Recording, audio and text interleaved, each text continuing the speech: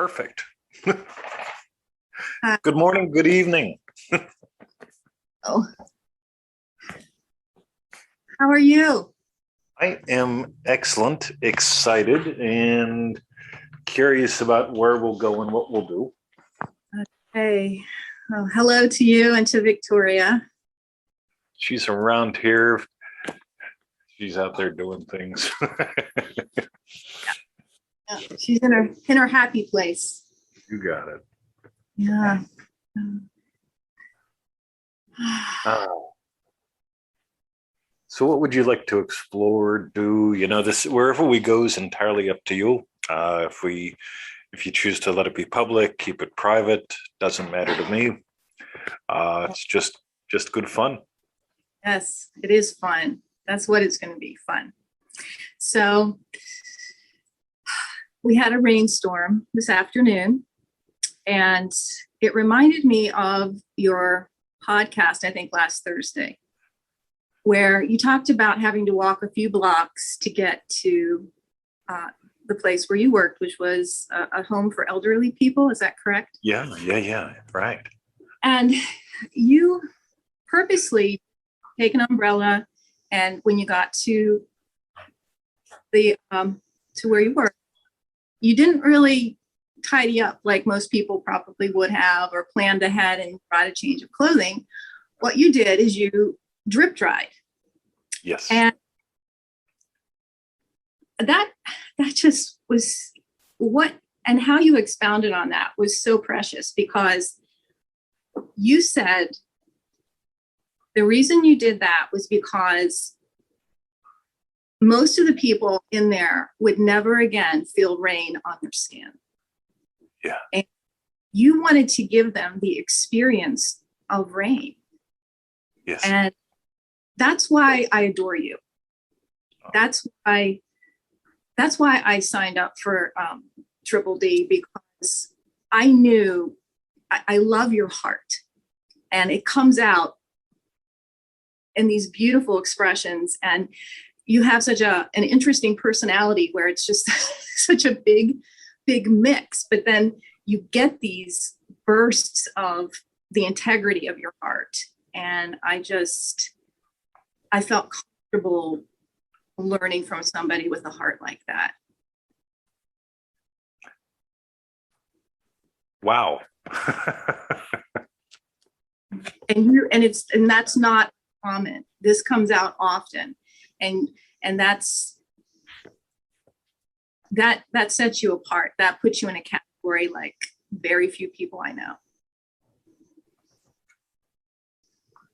I knew pretty much right from the beginning of the Dream Driven Day course you were in that you'd be one of the people that we grab up to do one of these one-on-ones with, because of the way you show up. So I'm going to acknowledge you back here, because where you come from, it's not the normal place. You really do allow so much love and beauty to show up in the exploration of you that I can't help but want to have a dance with you, because I get what it gives birth to. And that's the exciting part. That chemistry, when you find somebody who will dance, literally just say, let's dance. Yep. So fun. We did the first Triple D before this thing called COVID came out. And I had an idea, do a course, do a book, do it again. And when COVID came out and I watched what was happening with people, I really got the value of this course, because so many people, they've gotten stuck in this someday, tomorrow dread loop and dream droop. And it's not even a real dream. It's a fantasy, and it's a dread-driven thing. And it's just exposing what was already there. But it's like, to me, the world is starving, not for integrity, but for openness, for exploration, for curiosity, for people that are willing to go, here's the beauty that I can expose today. Here's the beauty that I can share. Here's the dance that I can invite you to. You can dance with me if you want to. You don't have to. But yeah, gosh, golly, darn it. We really need this, more of this. And how cool. I love that I see your work as I'm talking to you. One of my friends. Yes. It's called Lady Lionheart. Wow.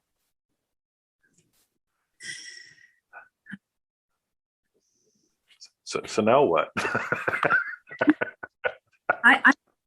I have just been so excited for this call and just taking notes and exploring things. And I have a ton of notes I can refer to, but I'll start with this. I had this was several months ago. It could be maybe half a year ago, probably about that. And I mentioned that I had some health issues. And one day I was here in my house, in my kitchen, and I always have the back door open so the pups can run in and out to the backyard. It's fenced. And I just like outdoor living. So it was the weather was mild enough to have the door open. And I was really having a bad day physically. And I had been at this for so long. I had been at this for so long. And I sat down, like slumped against the wall, put my head down, and I was like in the doorway kind of, and I just was talking. And I just said, look, if I don't feel any better, I'm just going to survive. I'm just going to glide and just not ask anything of myself ever again.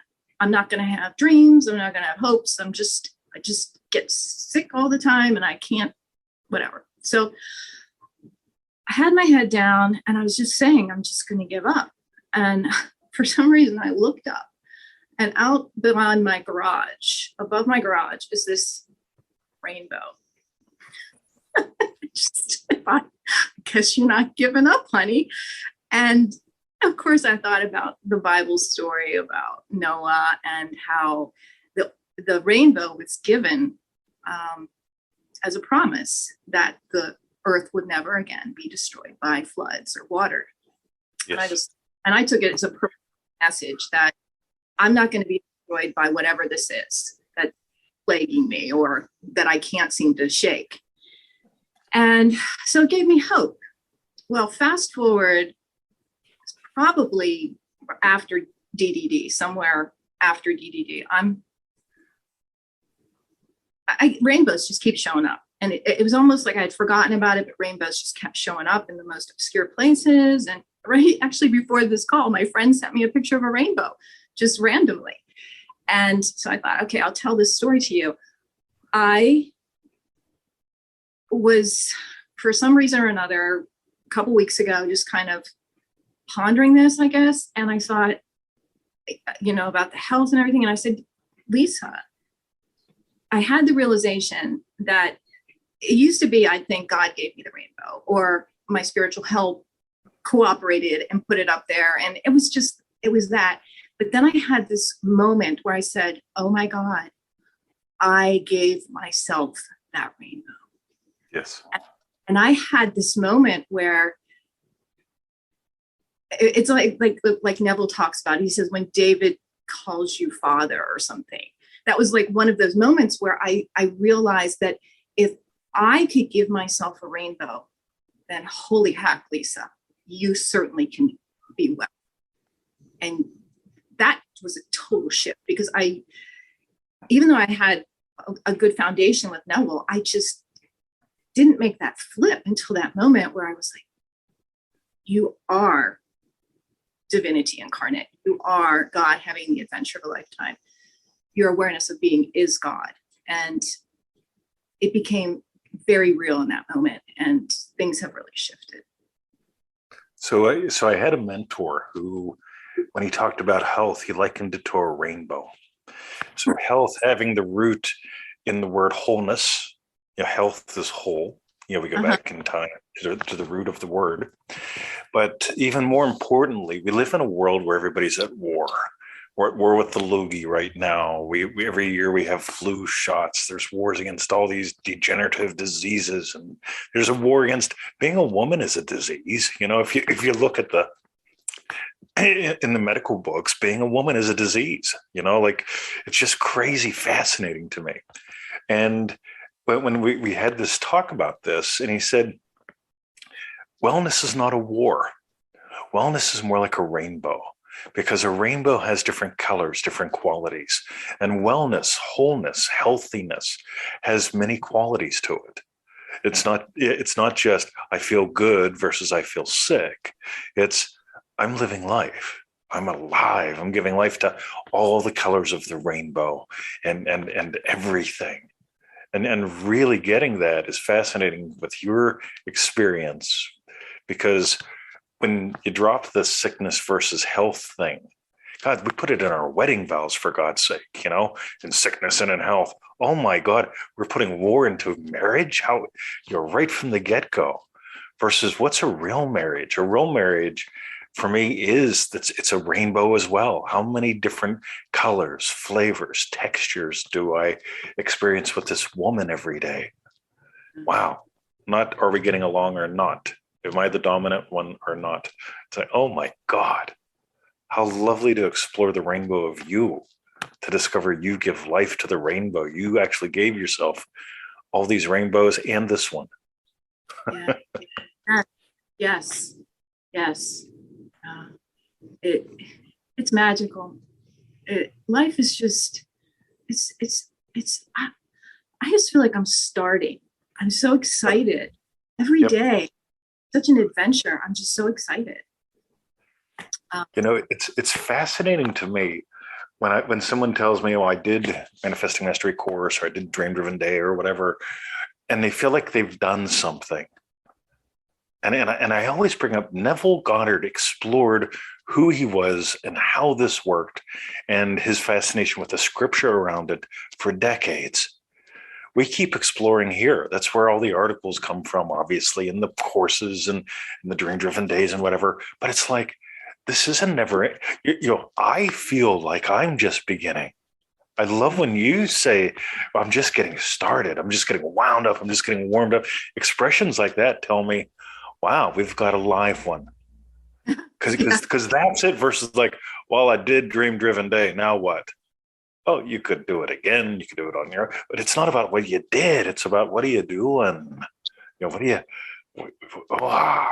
that. Yeah. And I got exactly what I wanted. I have family now.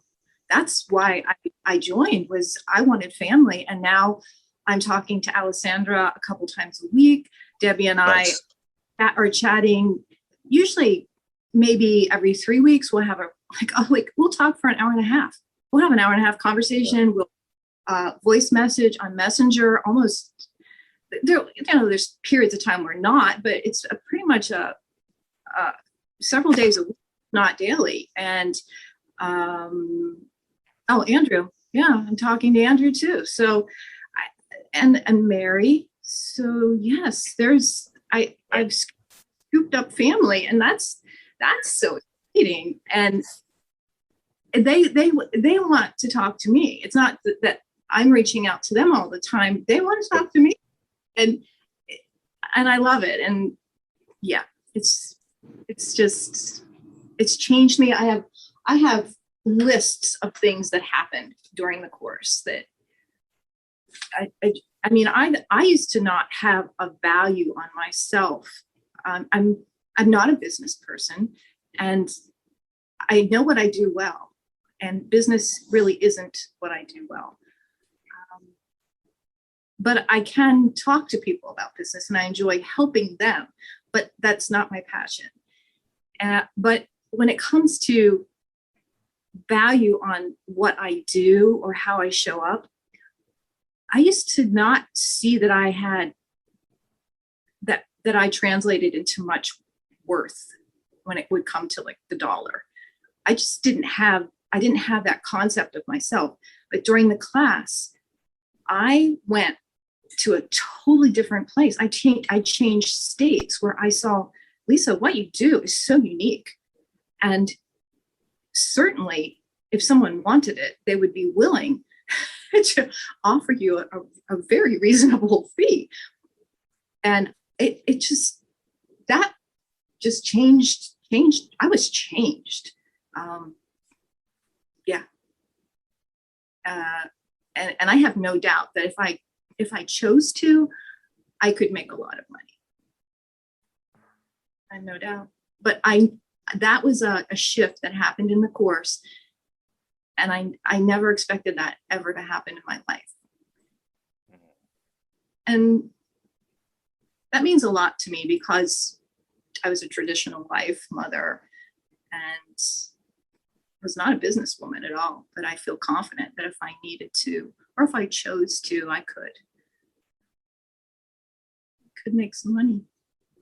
It's interesting, the paradox of being, it sounds to me like, you know, you could help people with their businesses, even though you're not a business person, quote unquote. I know I can. I know I can, because I have a sixth sense, and I really can. When I don't see the world like most people do. I can see it almost like a chessboard or a grid, and I can see where you can move and what you can do, and I can just see all these dots that can be connected, and I can see it in an instant and tell you where to go and what to do. And it's just one of these strange aspects about the way my brain works, but it's really, it's a fascinating thing. And I really love to do that with people because I can see this so clearly. It's just like, I'm looking at this panoramic view of their life. And it's easy for me to just kind of mention some things. I'm not going to tell them what to do, but that's fun. It's so fun. And then when you see them come alive, and they're like, wow, yeah, you know, that's what I live for. It's fascinating to me because when you experience life from the knowing, from the noticing that you're way more than the physical body, then you see more than the eyes see. Yeah. And when someone tells me you're more than the physical body, and I notice all they see is what their eyes see, it's like, I get, you know, the words. And I also get other people know it. And when you know it, I see through time very easily. When I walked into the garden here 10 years ago, I went, wow. Well, I look back at photos 10 years ago. What I was seeing was now or even later. And it's fascinating because Victoria and I look at the old photos and it's like, oh my God, it's wild. Because seeing from, I also seem to see from everywhere at once, which is indescribable. And I can tell you do something very similar. And it's fascinating because when your old paradigm, when you're willing to let the concepts of you die and discover you give life to the rainbow, you see from everywhere at once. It's when people say it's all me pushed out and they get into an argument, it's like, you don't get it's all you pushed out. Whenever you notice a different way, you get, oh my God, I'm seeing from everywhere. The garden is me pushed out. This experience is me shining forth, is another way that I like to put it. But it's just like, wow. And then you can walk into a business or you can walk into a circumstance and just offer a tweak. I'm curious what all you do with it. Yes, I am as well. It's going to be fun.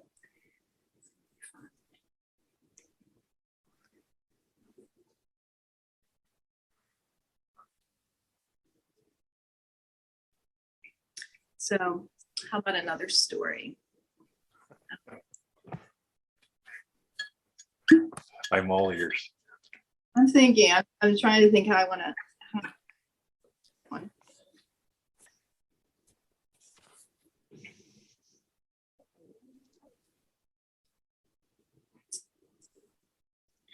Well, a few years ago when I moved here, my mom had this friend, and she's a gardener, and she has some property, and her family live out there, and she has garden beds all around her home, and she takes people on tours. And I remember we went out there, and I have never seen so many butterflies in my life. It was almost like you had to do this, like you're pushing through water to get through the garden, because there were butterflies like in your face. They were everywhere. But there's a couple things that impressed me about that visit. And of course, I'm a very curious person, so I'm asking all these questions. And I noticed that she has no weeds anywhere in this garden. There's no weeds, and there's a lot of exposed area too. Like it's not just a rambling naturalized garden. There's some formal beds, and there's no weeds. And I finally said to her, I said, what do you do for weed control? And she said, nothing. And she goes, well, what I do is I take a rake and I disturb the soil. That's all I do, is I disturb the soil. And I was thinking about that, how that's all she did.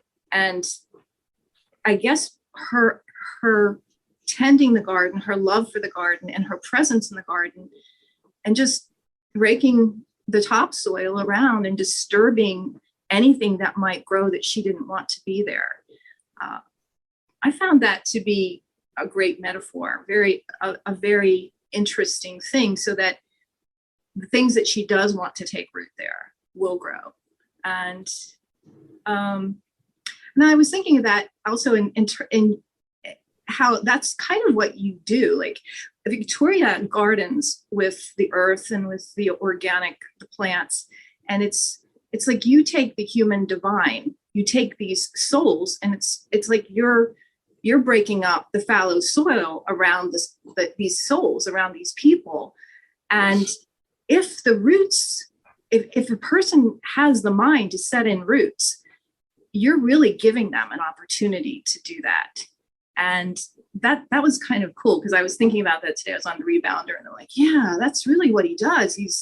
He really does this for people. And so I related that to you. I just thought, yeah, that's exactly what he does. And he gives people an opportunity to lay in deep roots if they want to. And And I bet you noticed that during the live calls. Yeah. I love, we just did, in the current Triple D, we just did the One Greater Than John call. And God, I just love how the calls, in whichever calls they are, that there's this willingness to be disturbed.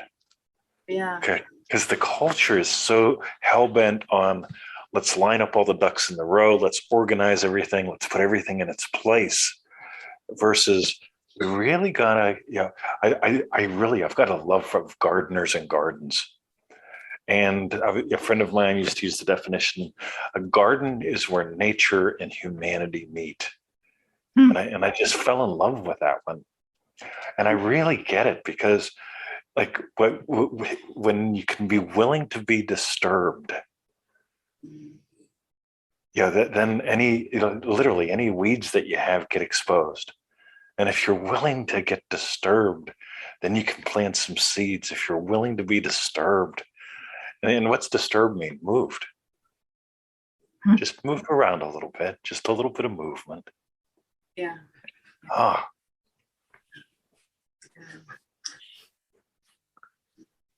And continuing with this garden tour, this woman was just this precious lady, and apparently she and her husband could have children, and she's in her 50s. This is what happened. She's in her 50s, and apparently a family of children come up for adoption.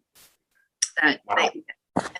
She was gonna adopt this little girl, and she and her husband were actually in process to adopt her.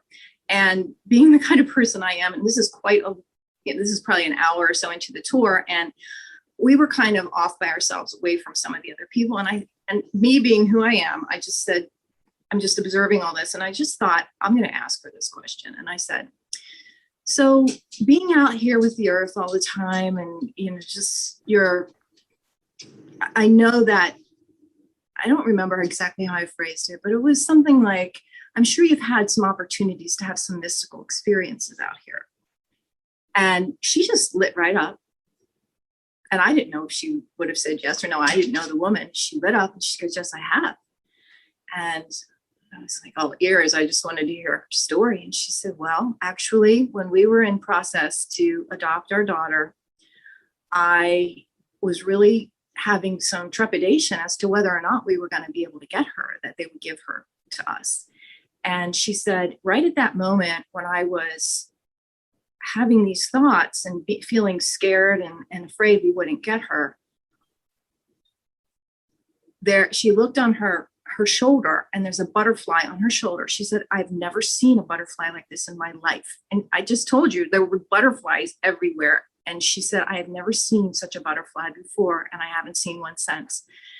And she said, that was a sign, I believe, given to me, that we would have a favorable outcome. And she did. She got the little girl, and I actually met her. She's adorable, young lady, not tiny girl, but little girl. So I love things like that. I love how all manner of creatures come out and play with us. And I make no, I just love the layers of, if it is all one mind, then I'm just enjoying playing with it. I have spiritual help that I talk to. I just enjoy the birds, the way they show up, the feathers that fall just at the right time.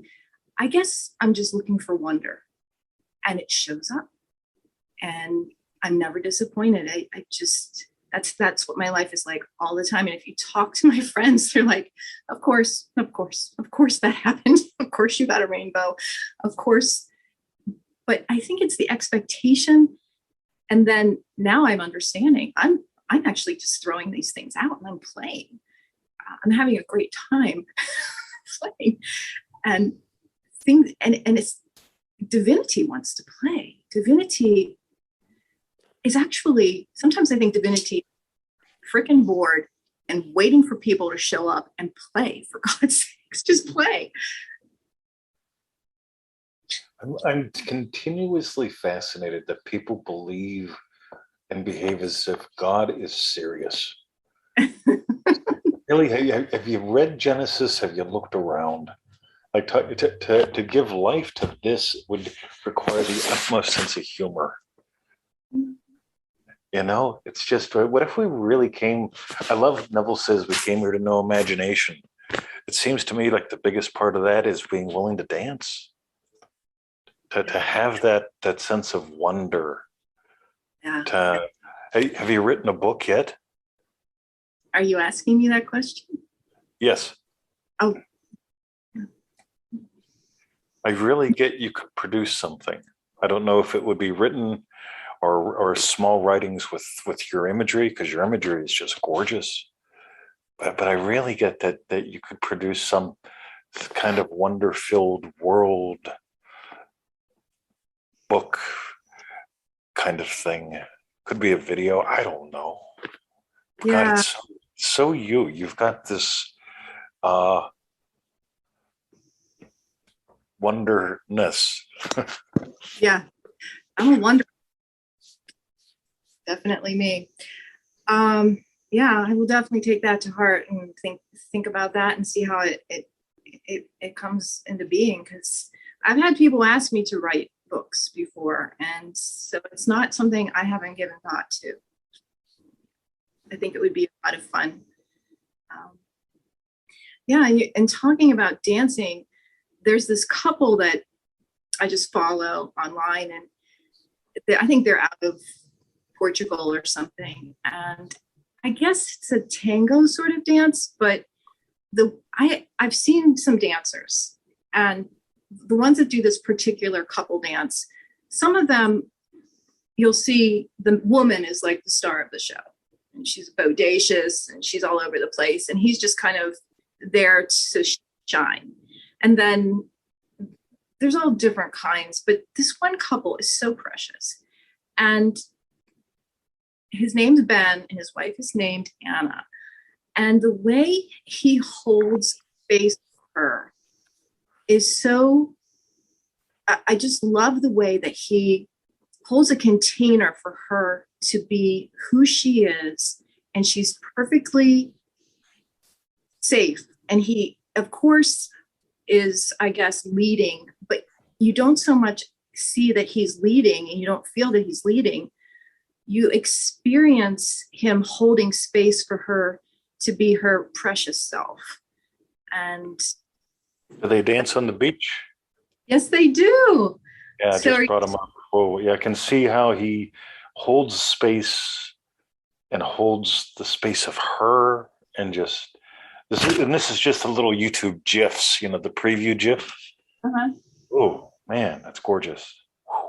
She is the most precious. She just looks so sweet, and she's sexy, but she's innocent, and she's just they're just this. I love their story. They're alive.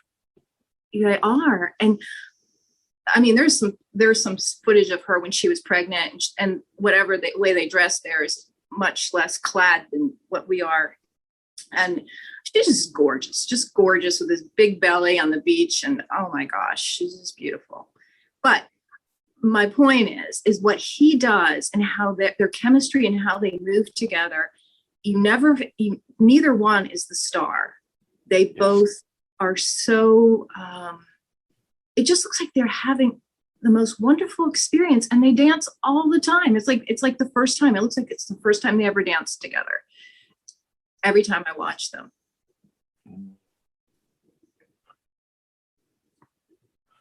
I used to have this lovely cat named Taz, and Taz and I would just share space. And it wasn't that I was petting Taz and he was enjoying the petting. It was just, we were just sharing this space that we could call petting, the space that we call lovely. It was the shared space experience of just yum. Mm-hmm. Mm-hmm. Yeah, no subject, no predicate, all verb, just all verb. Ah. Well, that's what I love about having my dogs. It's just experience. It's the moment.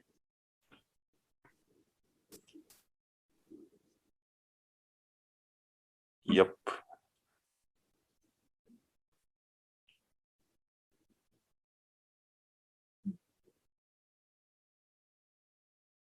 I love that you don't have to fill the space with me and I don't have to fill the space with you. No.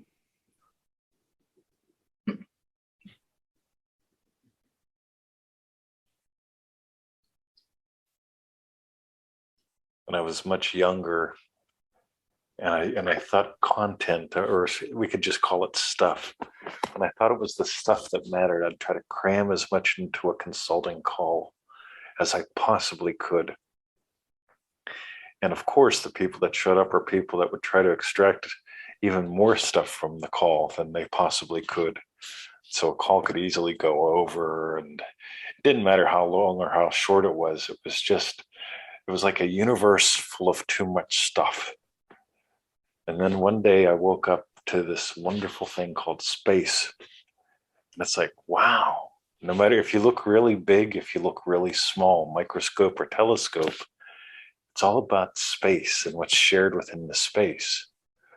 And when you look at Ben and Anna, and you just see the space that they're sharing. Mm-hmm. When you listen to lovely music or the dance that we're sharing right now, it's the space that we're sharing. The words, the stuff are lovely, but they're meaningless without the space. The space. Yum. Well, that makes me think about echo. Yes. And I think you brought that up a few weeks ago somewhere, because I lose track of where I hear you say something. Good. Yeah. It is good. And I love that you used the word echo, because even a child understands an echo. And it made so much more sense to me when I started to think about events that happen, whether good or bad, well, whatever that means, but either events that maybe make you feel like you're going to suffer or you're going to choose to suffer because of them. Specifically, you don't want those to reverberate in your life. And when you use the word echo, it helped me to see how when an event occurs, it has that burst of energy that goes forth and it hits something, and it's gonna reverberate, it's gonna echo, and it will echo as long as we give it life, as long as we keep that echo going. And if it hits you, and then you focus on it and you just keep that energy alive, that's insanity. If you don't want it, it's insanity. And I was just going, okay, this is life altering. And I started to see, specifically with some of this health stuff, it's an echo from an old story. And it just takes a different permutation, another weird form. And that, I was just like, just pulling the plug on that thing and letting it die, just letting it completely go away. So thanks for the echo. I can't help but think of back in the police academy, we played handball. And I don't know if you've ever been in a handball court, but it might as well just be a free-for-all. And you got the ball buzzing in front of you, behind you, smacking off the walls. There's you and the other guy. And that's what a reverb for me always felt like. I'm in the middle of the room, and you're getting hit from all sides, all angles. And if it's not a cuddle, I'm not interested. Group hug, I'm in, man. I'm the first person in for a group hug. I'm at the pool the other day, and there's always these lovely special needs people at the pool. And sometimes you understand them, sometimes you don't. And there's this one guy I always show up and hey, we give a fist bump with a high five. And in Australia here, we're supposed to maintain 1.5 meters no matter what. It's just fascinating to me. So I'm in the pool and I'm talking with this guy, and he's all wound up. And he's, long story short, trying to explain to me that he got a new controller for his Xbox. And when I finally got it, and he said something about all the coins and stuff, and I said, like Mario. And he's like Mario. And I said, I love Mario, from Mario Brothers. And this guy jumps up and he hug mugs me, right? I mean, like he's all over me. Boom, yay. And it was like the most lovely thing. And the next thing you know, one of his buddies is coming in for the hug as well, So the next thing you know, there's people cringing, like from probably kilometers away, going, oh my God, there's human beings touching each other. And it's like, nah, this is the reverb that gives to everyone. This is giving, this is living. And the echoes of that, the echoes from that, there we go, hug mug. Oh my God, look at this. Hello, beautiful. Yes, I think he's being good. So thankful. I'm not going to put them in the room, but yes, if you could turn around and say hi, that would be nice. Yes. See if I can turn him. Oh my God, look at the hair. Oh my God, look at you. You guys got the same hair. We do. It's lovely. Yeah. Oh my God. Oh, look at that smile. You are pure love incarnate. He is. Yes. Wow. Thank you. Hello, beautifulness. He's panting. It's a hot day here, but he has a lot of fur. Wow. I've got Emmett on my lap all cuddled in. It's a cold day here. Oh, It's funny. And when I lived in the US, I honest to God didn't get that there was an opposite season down here. I mean, like I would have learned it in school, I'm sure. But at the end of the day, I really didn't get that your summer is my winter now, and vice versa. And it's just fascinating to me because it's like in this massive world that we have, uh, your little fella's just overheating, and mine's in here for the snuggle of his life. Just like keep me warm, Dad. So, oh my God, look at that love. yeah. I hope it's not bad for the audio. Oh, Hearing that's him, perfect. hearing him breathe heavily, heavily. I've got a story with that. So Emmett will cuddle on me. If Bruce is inside and I'm on a call, he tries to hump my leg. And I'm on this radio show, CITR Canada, and Bruce is humping my leg the whole time. And we hit the first break, and I said to Maria, I says, "Can you hear that?" She's like, "Hear what?" And I said, "Good, because it's not me panting like that. That's Bruce." And I thought, "Oh, this is just great. We're broadcasting over Canada." Brucey, stop it. Oh, wow. They're my companions. Very grateful, guys.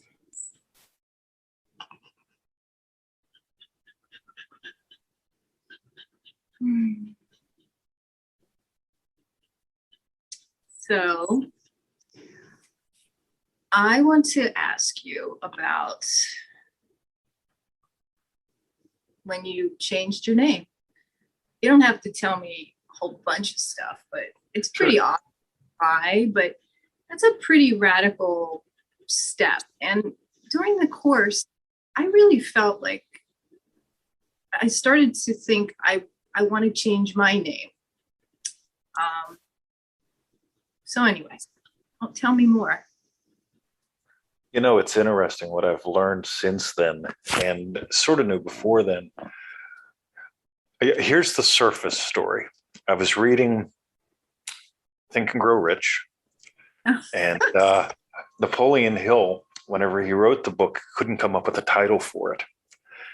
And his publisher said, "We're going to publish it under the name Use Your Boodle to Get the Noodle, or Use Your Noodle to Get the Boodle if you don't come up with a title."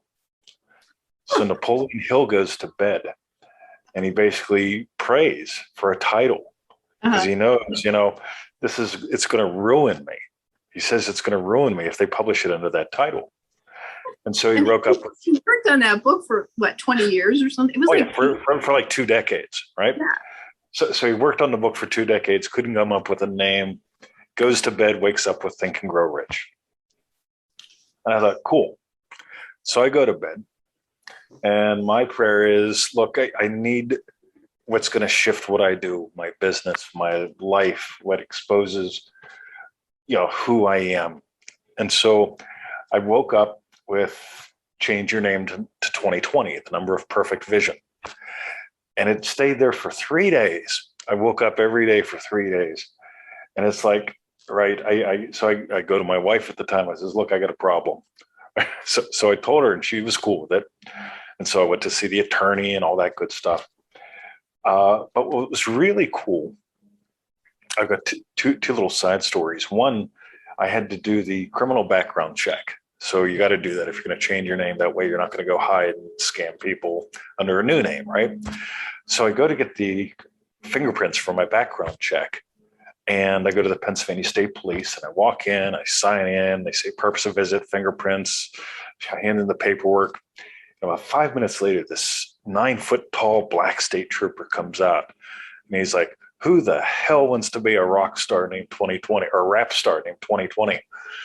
And I put my hand up and he's like, right. So, because, I definitely don't look like a rap star. I look like a redneck.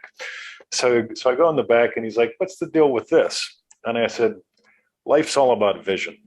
If you live from vision, life is good. If you don't live from vision, people become your clients.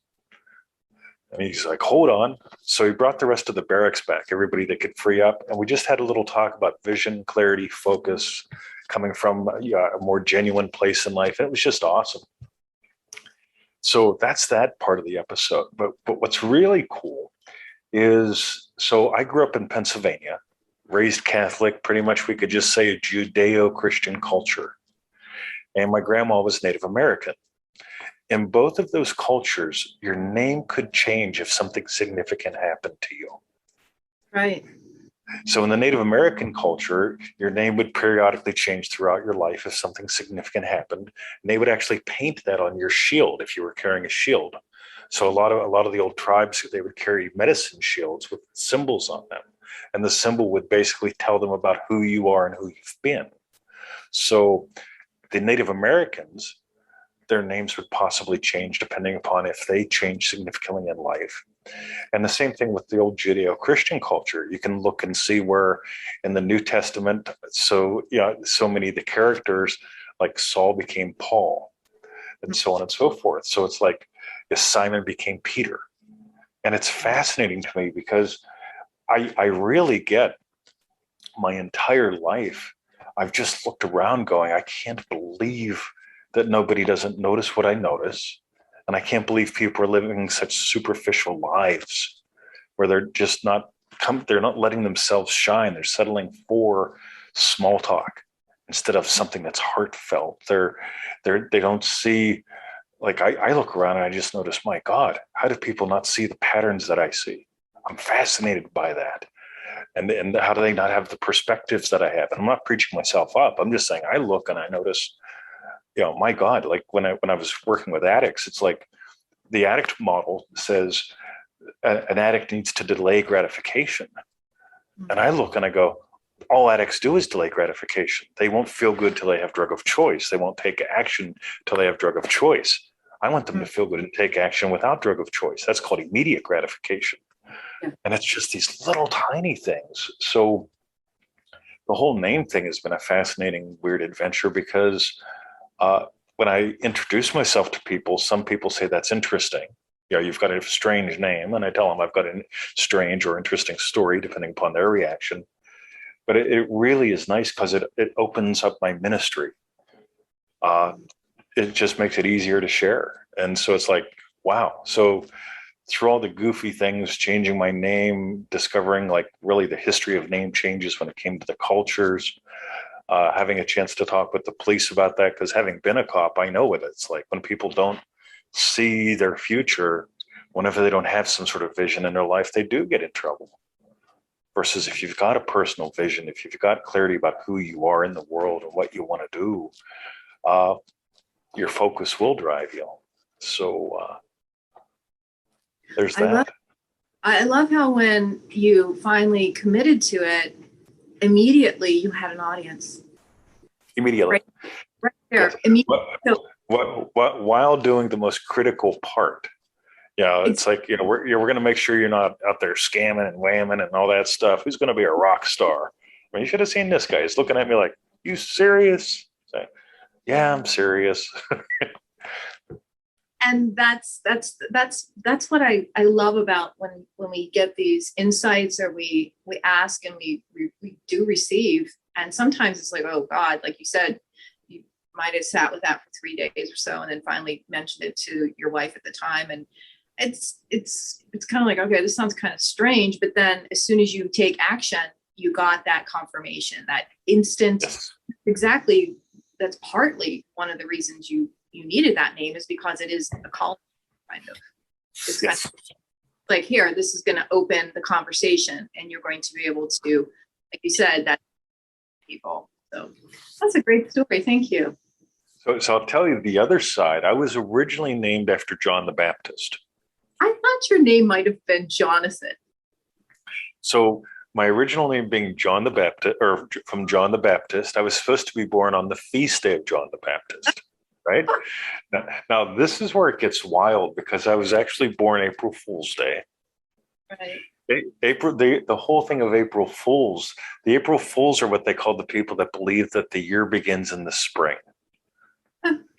Now, in my mind, why do we start the year in the middle of winter? That's the time of hardship. And everybody tries to start a change in their life and they comment about how hard it is. But if you start change in the spring or with the attitude of spring, it's like sowing seeds, right? So, how we started out in the call, disturbing the soil a little bit in the spring. That's what happens with the rains, right? So, we look at all that, and that's sort of fun. But when I moved to Australia, so I met this girl named Victoria. Victoria literally lived in a mud house, which is where we live now, a mud brick home. It was built by a potter. Neville Goddard talks about the potter's house. And so the potties are refashioning the clay, which is essentially what we've done here. And we got married the day I was supposed to be born on the feast day of John the Baptist. So talk about funny, weird little things. And the little suburb we live in is called Eltham, which means is an El Shaddai, Elohim is in God, Tham is in home. So literally, our home is in the little suburb named after the home of God. It is the Potter's house. We managed to get married on the feast day of Saint John the Baptist, who was the one who did violence to his desires, which was pretty much the entire theme of my life up until the time when I woke up. I love it. Oh, how What a beautiful. hoot.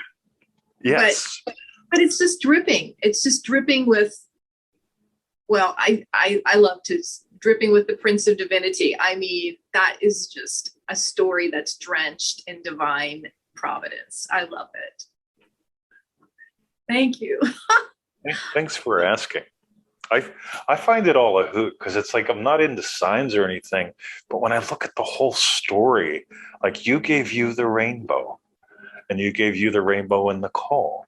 You know, what did I give me? Oh, I gave myself this ridiculously funny, cool, biblical, Native American spiritual story of a life, which is undeniably fascinating.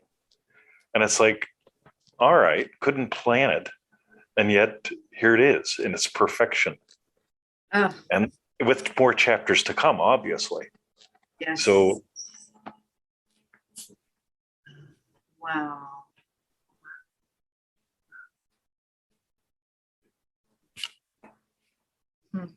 I just so delighted that well, I guess we gave this to ourselves. I gave this conversation to myself, gave it to yourself, and I hope it touches people. I really do. I hope people can enjoy what our play and enjoy the stories. wow. So I'm assuming you want to go public with it? Yeah, that'd be perfect. Yes. Perfect. Yes. So would you like people to be able to find you for anything, for any, or how can I give to you?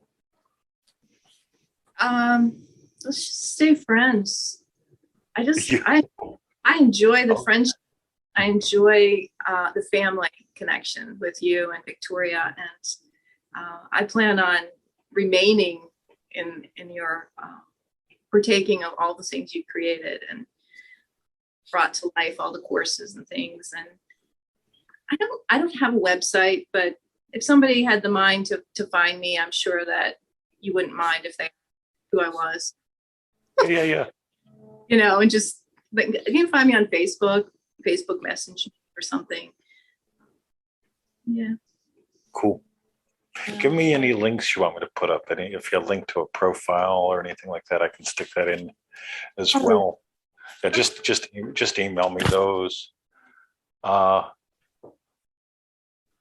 know what's cool? I've got a super secret agenda. Mm-hmm. And you've probably heard me yak about it. Emmett. That's my dog. Hey, excuse me. That was Mama.